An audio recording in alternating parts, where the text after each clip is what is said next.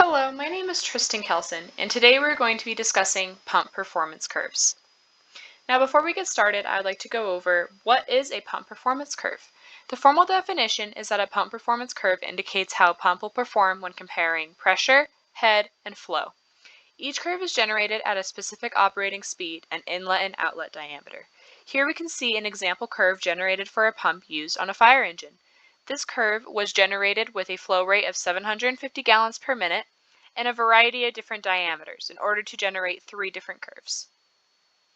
Now that we've gone over the formal definition of a pump performance curve, we can now go over why they are important.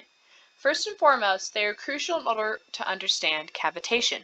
Net positive suction head required equals net positive suction head available at cavitation. And on a pump performance curve, we are able to see when this happens. In addition, we are able to prevent increased operating temperatures that cause friction losses. By understanding this, we can prevent losses in time and money. This is crucial when running a pump in a form of business. In addition, we can determine the highest efficiency of a pump under the system conditions given. Also, pumps are used in a variety of aspects of daily life, including fire engines, boats, municipal water systems, and power plants. Here on the image on the right, we can see an example of a municipal water system that includes a variety of pumps. Now that we've gone over some of the key background of a pump performance curve, we can go over some of the main features. Now, the left y-axis is typically a measurement of head in meters. The x-axis is typically a measurement of flow rate. And the right y-axis is a measurement of the efficiency,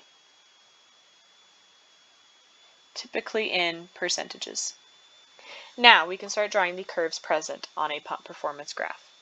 We're going to start out with drawing the system curve. The system curve generally has a direction as so.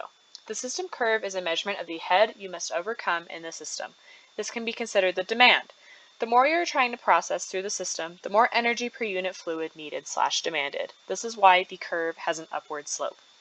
Now we can draw the supply curve. The supply curve has a general slope as shown. The supply curve is a measure of the pump's ability to convert electrical energy to fluid flow through the system. Now, this has a negative slope because the supply pump curve goes down with flow rate because the more fluid you're trying to process through the system, the more energy per unit fluid needed. Now, last but not least, we can include the pump efficiency curve, which has a slope as shown.